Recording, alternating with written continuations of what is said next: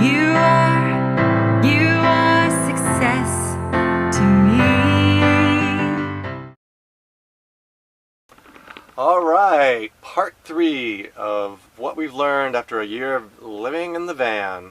And I just wanted to go back and I forgot to say, we have been knocked on in the middle of the night 3 times in the last year. Only 3 times. The first time was when we were at a Walmart in San Diego, and it was a security guard at Walmart, and he knocked on our van because the part of town we were in was so dangerous that no one was allowed to stay overnight there, and he's like, you need to leave and go to a different part of the town. This is unsafe. You shouldn't be here. You're going to get robbed or whatever. And we were so tired, and we'd scoped it out, and we're not afraid. We know life has us in its hands, and we're protected.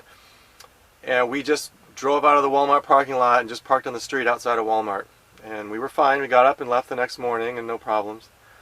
The second time was when we were in Colorado Springs, and we were parked.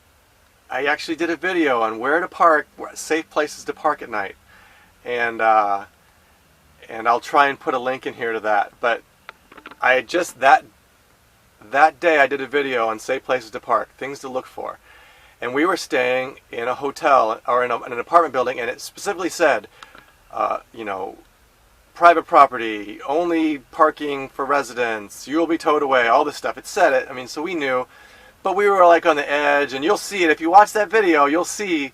And I'm like, why would anyone care? We're on the edge. We're not, like, there's plenty of, this is like overflow parking. So we stayed there for like 3 nights, and then we got knocked on the 4th night after I did that video. And the cop was just like, this is private property, you can't be here, you need to go. And so we left, and we went, and we found a Walmart just up the road, and we stayed there for another few days. So that was kind of, I was like, okay, I just posted a video about how good we are at overnight parking, and then I park in this place. Now, it did say you can't do it, and there were all the signs, so it's kind of dumb, but, that's something we learned. Don't do it. Somebody noticed, and they called the cops. So, and then the third time was here in Florida. We were at a private, we were parked in a private, on a private road where they were just starting to do construction, and there was no, this is a private lane or anything like that. There was nothing to say. It was just not a normal road that the county owned. And we stayed there like 3 or 4 nights, and then the cops came and said, and they were really nice, hey, you can't park here. This is a private road. And we're like, oh, I didn't realize, sorry. And they were really nice, and so we just went, and they told us, that cop actually told us where's a good place to park. Which, she's like, it was kind of funny. She said, I don't know why you came here. You should just go back to where you were parked before. And I said, we weren't parked there. And she goes, oh, well, you should park there because they let you park overnight as long as you leave in the morning and you're quiet and there's no issues. We patrol that area. There's no problem with you. So when we stayed at the beach, that's where we stayed. And when we pulled into that at 2 in the morning, there was a Sprinter just like ours, same year and everything, parked there. And so it was interesting, that cop had seen us there early, and that thought we were them. So anyway, those are the 3 times. And other than that, we haven't had any problems in neighborhoods and Walmarts and business districts. We park at churches. We parked at churches a couple times. We're getting better at figuring out the best places to spend the night. So that's that. And let's see, the high top van. So we have a 2004 Dodge Sprinter that's owned by Mercedes, or it's not owned, but it's a Mercedes built it. Our keys even have a little Mercedes symbol on them, even though it's a Dodge. And we get 25.5 miles to the gallon on the highway going 65. Put it on cruise at 65. No matter what the speed limit says, if it says 75 or 80 or 70, I keep it at 65. I seem to get the best gas mileage. So 25.5 miles to the gallon. The best mileage I've ever got with a tailwind, a really strong tailwind in California, I got 27 miles to the gallon, and that's one time. So 25 and a half. And in the city, stop and go traffic. Now that we're working with this music company, we have to drive like 35 miles to do rehearsals with our company and our troupe. And we don't have to do it all the time, but we're doing it. There's a lot of congestion here in Orlando, and so with stop and go traffic the whole time, 21 miles to the gallon is the most we can get, and we consistently have never gotten less than 21 miles to the gallon. It's always like 21.2, 21.4, and if you combined highway and city driving, about 23 or 22 to 24 miles to the gallon. So that's, and great gas mileage, love it. Great AC that works for when we're driving in the heat here. It's nice to cool off and get the humidity off you when you're driving from place to place. And we've even talked about if we're going to be with this troupe to when it probably is going to get warmer here again, we can just, when we'll be working regularly and we'll have more money, so we'll just let the Sprinter idle and we'll just run the AC to cool it off when we're in here watching TV at night or before we go to bed, to cool off a little bit. So that's kind of our plan. We'll see how that works. What else do we have? So what we look for when we're trying to find a town that we're comfortable in, we look for a comfortability, a feel, not a hectic feel. What we're looking for, if you're looking at one of those maps you buy at Walmart, one of the atlases, the road atlases, we're looking for we're not looking for the smallest black dot. We're looking for the step up from the smallest black dot. Those are the types of small cities, big towns that we seem to fit in best. We're not looking for the big cities, the big dots with this, the black dot with the white circle in the middle, meaning there's 1 million people that live there or something. We're looking for a town with one Walmart, 1 or 2 Starbucks, a Panera, and some type of recreational thing we can do. If we have a Walmart, a Panera, and a Starbucks, we're good. We can stay for a night or two. If we can get it like this, like here in Orlando where we're at, there's a beautiful lake with a huge walking path, a place for us to park with a great view of this gorgeous lake, and and of course showers. This place has showers, as I talked about in the previous video. Like, you can't ask for better than that. And so and it's very comfortable, and it's a medium-sized city that it just feels good. And we're not tourists. We went to Savannah and stayed there for the night when we were going to go see my dad, and we got all these comments from family, from my dad, from people on YouTube, from Facebook. Hey, oh, you got to check this out. Oh, you got to check that out. And that's really not what we do. We're not tourists. We live somewhere. When we pull up into a town, this is our home, and we treat it like a home. We don't treat it like a way stop. We treat it like this is our home for as long as we're here. It may be 2 days, it may be 2 weeks, but we're treating it like our home. We pay taxes in that space for that 2 weeks or that 3 days. We buy our groceries, we pay gas, we pay state, federal, and local taxes on everything we buy, from Starbucks to our groceries to diesel fuel. And so we treat it like our home, and so we're not tourists. And someday we may be tourists, but we're working all the time. We work 7 days a week on something, on some part of our business, on the music, on the books, on our school. There's always something we're working on. And so we're not tourists. We're working every day, and we need to have a Starbucks or a Panera to do our work. And so that's what we look for.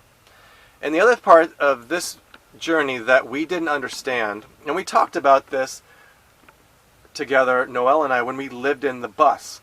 When we lived in the bus, we thought we were going to do what we're doing now.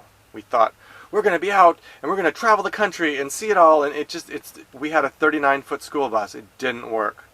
We didn't want to move it at all. It was just so cumbersome, and it got horrible gas mileage and this and that.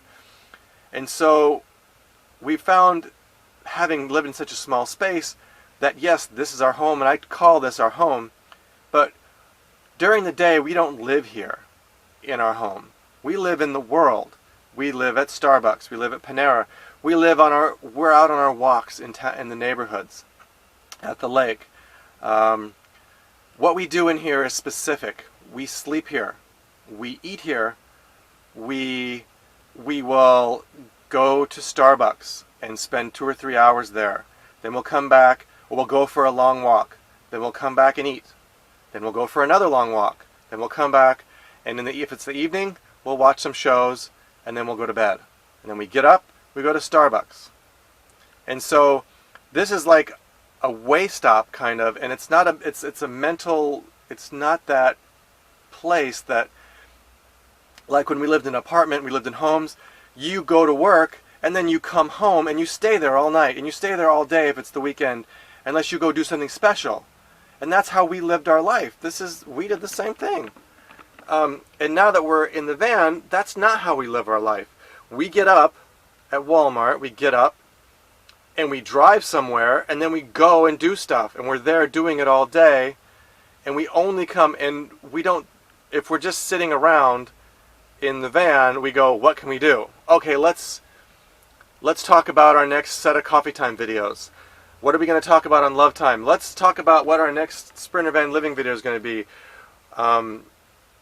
We're working, or Noelle is working on her music, or she's working on a book, and she or she's singing. She's practicing her singing. We have our piano and stuff here, and she'll sing, and I'll go out and go for a walk, and I'll sit out at the lake or sit somewhere and listen to my audiobooks. I have dyslexia. I read at about a 5th or 6th grade level, and so reading for me is much harder than listening. I have a very good hearing. So I have, 300 audiobooks on my computer, and I've spent a lot of money buying and a lot of, I love my books. So I'll go out and read a book, and I call it reading a book because it is like reading for me. I listen to my books and sit and watch the water and watch the birds and stuff. And so we are always out doing stuff, and we're never just sitting in here. Even when it's nice weather, we don't just sit in the van. We're out living our life in the world, and it's just unless anyone who's lived in a van knows exactly what I'm talking about. Till you don't realize when you have this small a space, you just don't live here. You live in the world, and the world becomes your home, and you just experience so much more of life than I did, than Noelle did when we had a big fancy house. So it's pretty cool. We like it. We couldn't imagine just sitting around in a house all evening or just sitting. We love this lifestyle. It's for us, And let's see. Okay, last thing. Things to do, things you can do in a van we never would have thought we could do. We recorded Noelle's first album right here in the van. I'll show you a couple little clips here of her singing. We were parked right on the side of the road, right on by an apartment complex, on a huge tilt. It was all leany, and we used Audacity to record the different tracks. We recorded it all right here with a $20 microphone, and then we sent it off to Crazy Daisy Productions. They are awesome.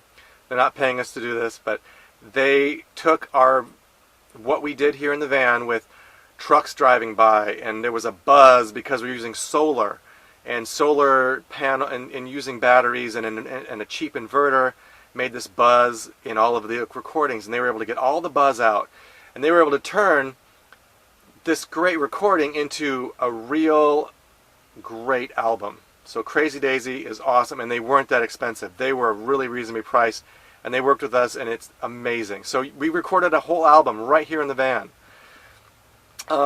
We record a coffee time show right here where I'm sitting. This is where Noelle sits to do her coffee time. We bleach her hair here. I'm her stylist. I cut her hair, I bleach her hair, I dye her hair. We do it together, obviously. I don't just do it, but we do it right here in the van. And I wouldn't have thought you could do that, but here we are, we do it. All of our gourmet meals are cooked here. Let's see. Oh, TV channel. Yeah.